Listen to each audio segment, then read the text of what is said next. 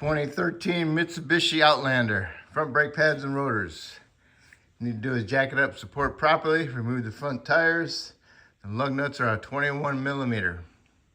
Then you need to get yourself a 14 millimeter socket or wrench and remove the front caliper slide pin bolts. They are 14 millimeter and there's two of them, one here and one here. Take that one out, set it aside. Take this one out, set it aside. Now if you notice, the top one has a little bushing on it, okay? So remember, it goes on the top, all right? Then you get yourself a screwdriver, go inside here, pry off your caliper. And there's your caliper. So first thing you wanna do is you want to inspect your caliper boot, make sure it's not torn or if there's any leaks in it. Then you want to go ahead and inspect the brake hose, make sure that there's no cracks in it anywhere on it. If there's cracks in it, then you need to replace it. And there's no cracks. So that's fairly decent.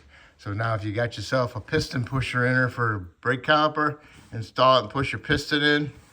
You use the one that expands with the ratchet or old brake pad and a big C-clamp. Okay, so once you get that in, you can rub it down with a wire brush, and then this caliper is done for now. Next you need to do is remove your caliper bracket, and it has two 17 millimeter bolts on it. On the inside, one here and one right here. Those are 17 millimeter. You need to remove those, then you can go ahead and remove your bracket. Make sure you hold on to it when you remove your last bolt. And here's your caliper bracket bolts. And here's your caliper bracket. All right, so what you want to do is you want to remove your brake pads out of the bracket. And you want to remove the hardware, which bundle clips.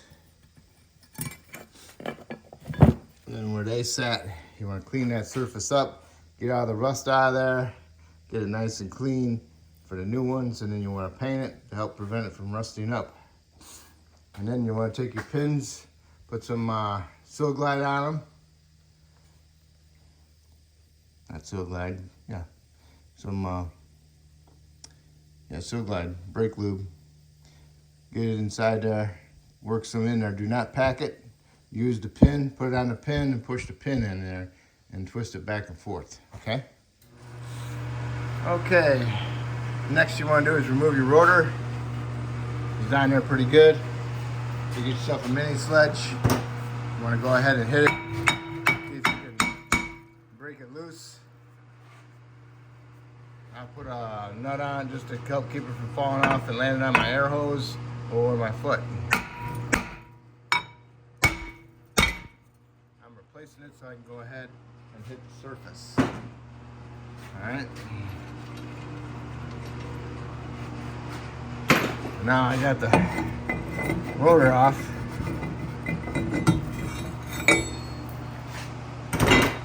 Now you see this surface inside here, not too bad, but if it's really rusty, you need to clean it up. Get it nice and shiny. Try not to remove any metal. What you want to do is just get the surface clean so there's no high spots on it. But if you have high spots from the rust, that causes a rotor to move back and forth. And when you hit your brakes, you'll feel the brake pulsation through your brake pedal or even through the car. All right, the hub is nice and clean. I use my angle die grinder with a sand disc on it. Got in there, and then I use my stud one with the pillow pad on it, head style, and then use angle die grinder. Got in there. If you got a new pad, sometimes you can work them like that a little bit to help in there. And I brushed my caliper, push my piston back in. Just be careful you don't tear your boots.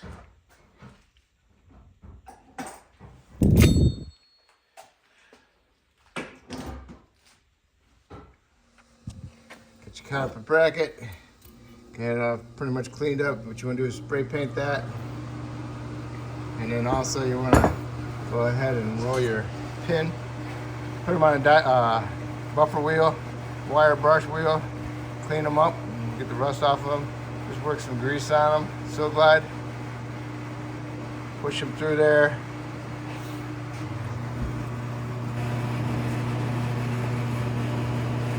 And just work them back and forth. Try not to pack it full of silk glide. You just want to work it in there, okay? Alright, I got some paint on them.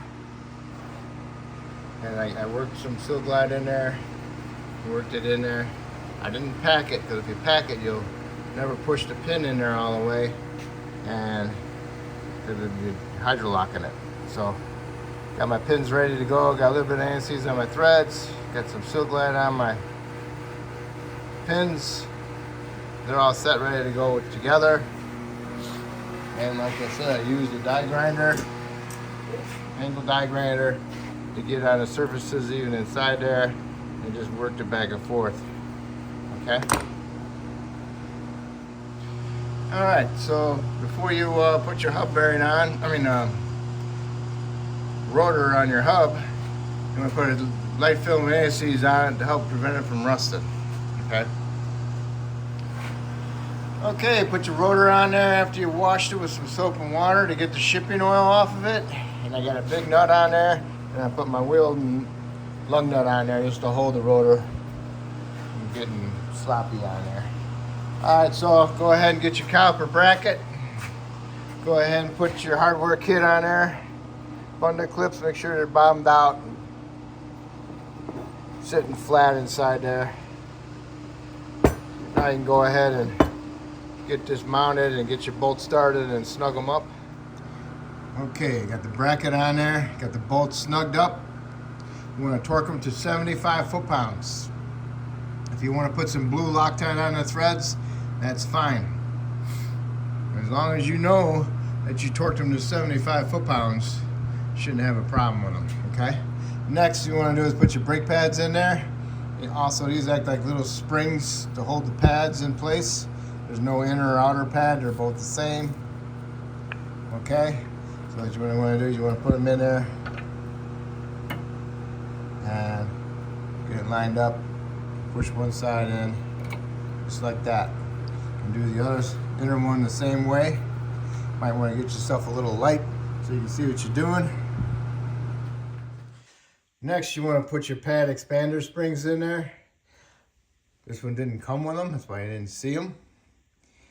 They were not installed, and also my brake pad kit did not come with them, so you have to get them extra, all right? But I have extras from in the past, so I'm gonna use these. They're gonna work pretty good. All right, so when you get them in there, you need to hold the pads together so you can get your caliper on there, and then you can put your slide pin bolts in. Remember, the slide pin bolt on the top took the bushing. Okay, you want to hold the pads in, put your caliper on, straighten out your boots so you can get your slide pin bolts in there, snug them up, and then torque them to 36 foot-pounds. All right, 36. And then you want to make sure that your brake line is not twisted and it looks like this, or at least the same way it looks on the other side, okay? And that will complete your brake job on the passenger side. So what you need to do is go to the driver's side and do it exactly the same way. Torque it the same way, okay? And when you get that done, you can put your tires on. Then you can torque your lug nuts. I'll get that torqued for you in a minute. And then when you lower it down to the ground, go inside the vehicle, start it. Push the brake pedal to the floor a couple times. Make sure you got a good, decent pedal, because you don't want to do that. You don't want to just get in it and put it in drive and reverse and take off, because you won't have no brakes until you pump up the pedal. All right, so once you get the pedal pumped up, you can go ahead and open your hood, find your brake reservoir, and check your fluid level. And always double check what type of fluid you're putting in. Awesome. Should be marked on the cap. of the reservoir. All right. So hopefully I helped you out with this video, and hopefully it can help me out by subscribing to me, and I appreciate it. And always remember to have a good time, because it makes things go a lot easier. Okay? All right, well, thank you. And these are stepped lug nuts, so you can tighten them up and you have them sitting on the edge of the wheel and not get a good torque on them because they're not seated inside the center of the hole of the rim. So be careful of that. And what I'll do is I'll get all my lug nuts started, and I'll grab hold of my wheel with 2 hands, and I'll pull it towards me, and I'll turn it to center them on the lug nuts, okay? And then I'll slowly tighten them up one at a time equally. All right? And then I'll torque them to 80 foot-pounds.